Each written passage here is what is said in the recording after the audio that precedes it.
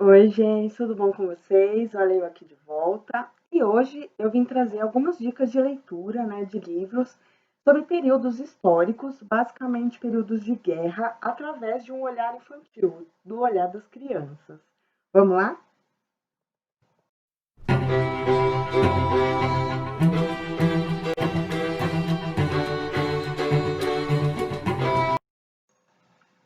E esse provavelmente é o meu tipo, o meu gênero literário preferido, embora não tenha um nome específico. Vocês sabem se tem um nome específico? Qualquer coisa deixe aqui nos comentários. Bom, eu não sei se tem um nome específico, mas basicamente são períodos históricos de guerra, principalmente sobre a Segunda Guerra Mundial, onde quem conta a história é uma criança. Então, ao mesmo tempo que a gente tem toda a crueldade da guerra, daquele período de escassez, a gente tem um olhar mais doce, mais suave, que trazem outros componentes da vida dessa criança, né, através da sua inocência, ela não sabe exatamente, né, o poder de destruição da guerra, então ela conta a história através do seu olhar mesmo. Eu vou começar com os mais óbvios, os mais clássicos, né, e deixei o final para os dois últimos livros que eu li, que foram os que me fizeram querer fazer esse vídeo. Eu vou começar com, óbvio, O Menino do Pijama Listrado, tá? Do John Boyne. Um livro curtinho, muito fácil de ler. Ele foi adaptado para o cinema, tá? Ele conta a história do Bruno, né? Um menino de 9 anos que sai de Berlim com os pais e precisa mudar para um lugar afastado, para um lugar desolado, onde ele não pode nem sair para a rua para brincar. Ele não entende por quê, né? Ele não sabe o que o pai dele faz. O pai dele, na verdade, é um general de Hitler. E ele se muda para próximo, para o lado de um campo de concentração. Sem saber, ele faz amizade com um menino de nome Samuel, que é um menino judeu que está aprisionado no campo de concentração. E aí eles conversam, eles descobrem que eles nasceram no mesmo dia, eles criam afinidade, né? Eles criam um carinho um pelo outro, eles brincam através de uma cerca, uma grade, né?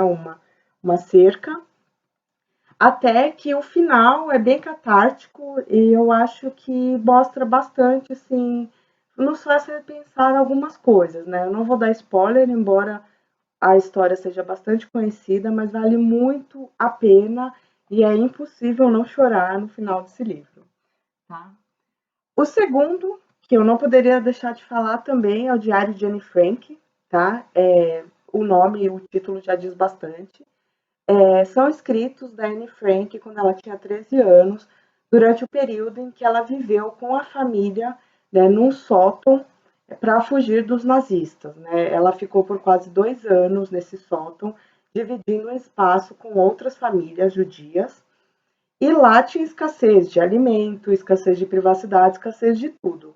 Através do olhar dela, que ao mesmo tempo é cruel, onde ela é privada da inocência mesmo, né? Não pode brincar, não pode ir à escola, não pode, enfim, fazer nada do que uma criança tem o direito de fazer. Ela descobre, inclusive, o primeiro amor dela, que é um menino que está lá escondido junto com a família dela. Eu acho que não é segredo para ninguém, né? É uma história real. A Anne Frank ela foi morta já no final da guerra, da Segunda Guerra Mundial, né? Mas é uma história comovente, é lindíssima, muito bem escrita. Você não tem vontade de parar de ler. Vale muito, muito a pena, tá? A história se passa em Amsterdã. Vale muito a pena. Aí o terceiro livro também é bastante conhecido, ele já tem alguns anos, acho que por volta de 2010, mas eu não poderia deixar de falar. É A Menina que Roubava Livros, do Marcos Cusack. Inclusive, depois eu comprei alguns outros títulos do autor, porque eu gostei muito, a narrativa dele é maravilhosa. Tá? Conta a história da menina Liesel, né, que por causa da sua mãe ser comunista, ela sofre uma perseguição de Hitler, também se passa na Segunda Guerra, embora esse seja ficcional, tá? É uma história ficcional que foi adaptada também para o cinema, gostei bastante do filme, vale a pena conferir. Né? Então a Liesel ela é adotada por uma família em troca de dinheiro, né? E ela parte com o irmão para essa viagem, para morar com essa outra família. Infelizmente, no meio da viagem, o irmão dela falece, né? E durante o enterro, o coveiro, né, quem faz o enterro, perde um livro, deixa cair um livro, e ali a gente tem o começo de uma história bastante peculiar, que ela rouba esse livro e ela faz da leitura a força dela para continuar existindo, né? Com a ajuda do pai adotivo, que é uma figura benevolente, né? Ela aprende a ler. Já a madrasta é apenas a suporta, né? Então é uma figura complicada da gente gostar, né? Essa personagem. Ela faz amizade com a mulher do prefeito, que tem uma biblioteca na casa, e ela vai até a biblioteca para poder ler livros. Inclusive, ela faz amizade também com um garoto da idade dela, que é recrutado, né, contra sua vontade para a juventude hitlerista. Né? Então, a gente tem aí muitos confrontos, né? Ela ajuda o pai adotivo a esconder um rapaz judeu que está se escondendo também dos nazistas. E aí ela carrega todos esses segredos, todas essas questões.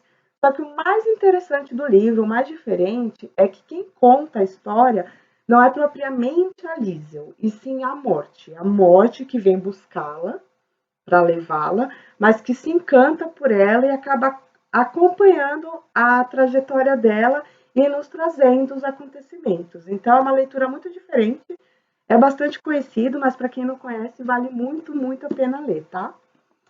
E aí esse outro livro que quando eu li, eu fiquei apaixonada pela narrativa, eu me tornei fã do autor. É Toda a Luz que Não Podemos Ver, sério. Vocês têm que ler esse livro, do Anthony Doerr. Eu também acabei comprando outros títulos dele depois, de tanto que eu gostei, tá? Ele conta a história da menina, agora esqueci o nome da menina, da Mary Larry. Mary, vou chamar só de Mary, que é mais fácil. Que vive na França com o seu pai. A Mary, ela é uma criança que tem deficiência visual. Então, quando ela faz 6 anos, o pai dela, já prevendo um futuro onde ele não estaria ali para protegê-la, ele faz uma maquete da cidade, do bairro, para que ela possa se locomover.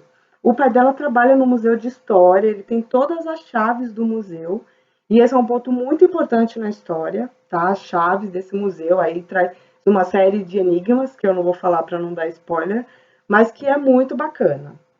Por outro lado, a gente tem dois protagonistas nessa história, a Mary e o Werner, tá?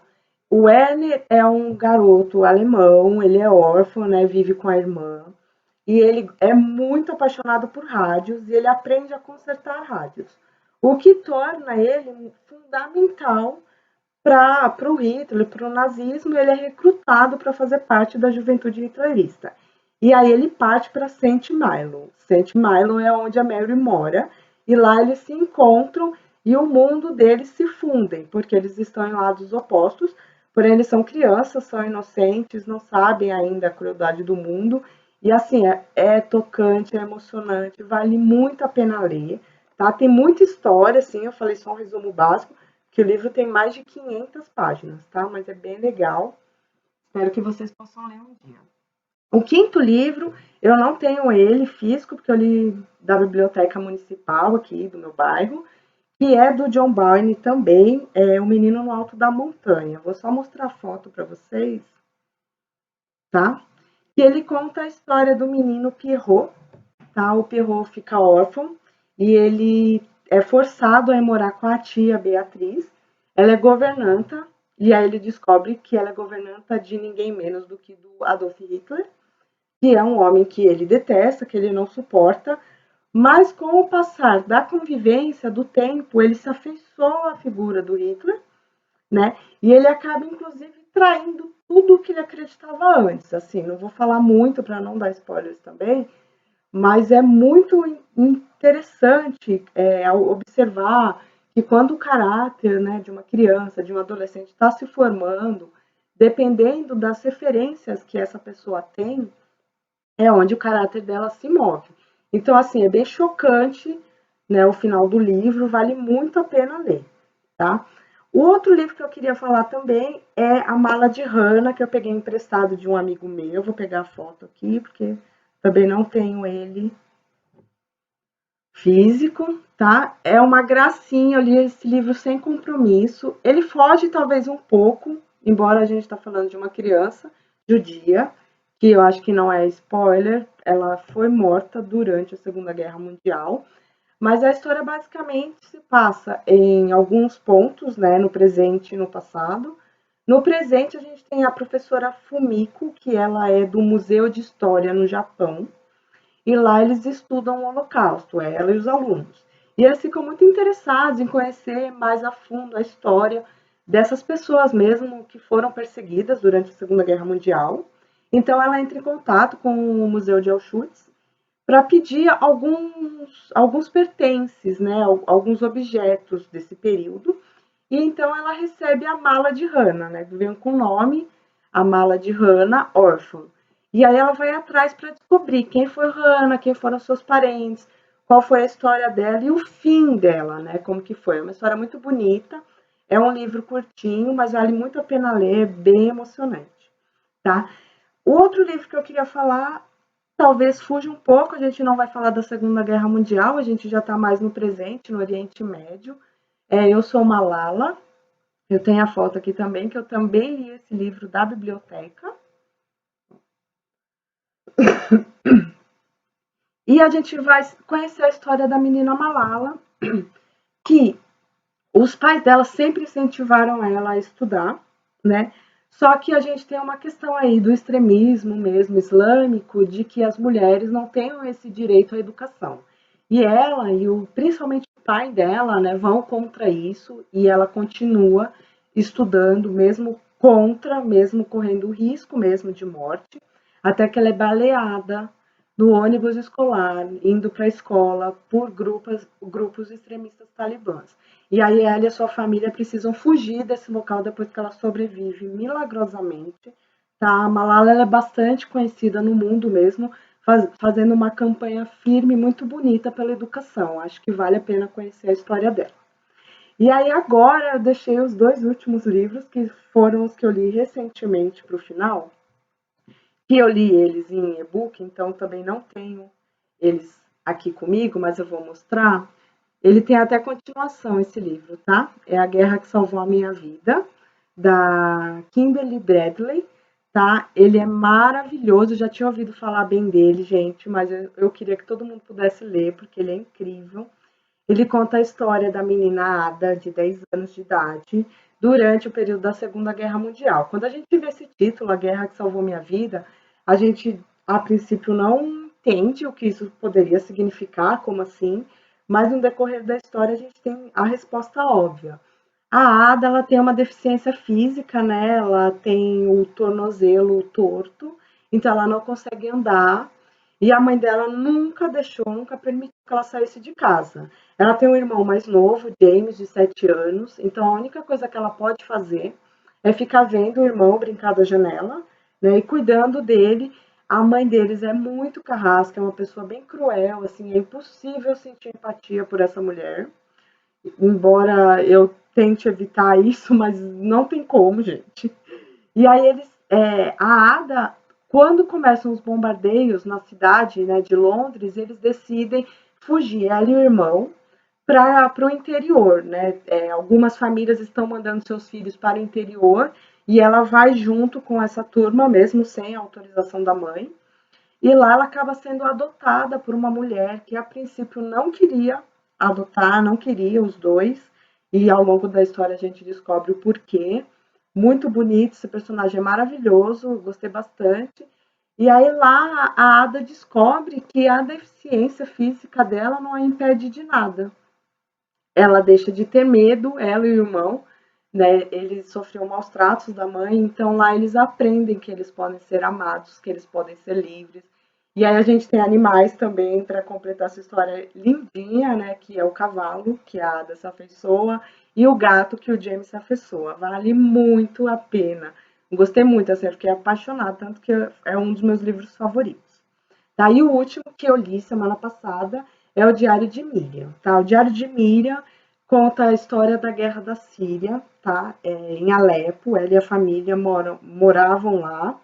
Né? Em 2011 começa uma guerra civil, e aí eu não vou entrar muito no contexto da história, né, do presidente, dos grupos extremistas. Depois nós temos países como os Estados Unidos, Iraque, todos os países em volta ali no Oriente Médio entrando nessa guerra, cada um com os seus fins pessoais e próprios, basicamente todos em busca de poder e de ganância. E aí a gente descobre, através da Miriam, no diário que ela começa a escrever, a pedido da mãe em 2011, a gente descobre o quanto é cruel essas guerras, o quanto guerra não faz o menor sentido, né? Ela tenta manter uma vida normal, tenta ir à escola, tenta brincar, mas aos poucos todos os direitos dela e da população síria mesmo, dos civis, são cerceadas, né? Ela não tem direito a nada, eles têm racionamento de alimentos, e aí a casa onde ela mora, muitas bombas e tiros e helicópteros jogando um monte de coisa, granadas, enfim, o tempo inteiro. Eles vivem nesse medo mesmo, nesse pavor. Eu não consigo imaginar muito bem que seja viver assim, né? Talvez quem more nas comunidades do Rio de Janeiro entenda o que é isso, por isso que é tão grave, a gente precisa falar sobre isso, né? O quanto é desumano uma pessoa não se sentir protegida dentro da sua própria casa, e eles acabam tendo que se mudar, e aí a gente vai conhecendo mesmo a história dessa família, a história de comunhão com os vizinhos, que isso é muito bonito, isso fica muito presente assim no livro. Ela tem mortes de parentes próximos, a Mira. Então, assim, é muito triste, mas ao mesmo tempo, para quem não conhece, a gente que está aqui no Ocidente, que não tem muito contato, né, com a história do Oriente Médio, eu sempre gosto de ler sobre o Oriente Médio. Eu acho que é importante a gente ter uma visão que não seja tão americanizada do que acontece lá. Então, assim, além de ser uma aula de história, fotografias belíssimas, o prefácio, o pós-fácio é maravilhoso, tá? O pós-fácio, ele é meio que um resumo de toda a guerra na Síria, todos os interesses de países e de poderes, né? A Rússia de um lado, os Estados Unidos de outro, o presidente também, que é um homem tirano, que não é um bom líder, mas aí forças que eu acho que talvez se assemelhem um pouco com um certo país que eu conheço, que aí os civis querem a derrubada do presidente, mas aí grupos extremistas, outros países, outras lideranças acabam tomando para si isso, né? Acabam vendo uma oportunidade. E o que acontece é que a guerra se estende aí por muitos anos, desde 2011, e a população é que sofre, né? Que perde tudo, inclusive a própria vida. Então vale muito a pena ler, tá? O Diário de Miriam. Foi um dos meus livros favoritos também. Então, esses foram os 9 livros que eu falei resumidamente, que eu gostaria muito que você tivesse a oportunidade de ler. Né? É o meu gênero favorito, preferido, eu acho que eu gosto muito desse tipo. Existem alguns outros livros com olhar infantil, mas que não tratam de guerra especificamente. Se vocês tiverem interesse, deixa aí nos comentários que eu posso voltar em breve para falar sobre. Tá bom? Por hoje é só. Beijo, até a próxima. Tchau!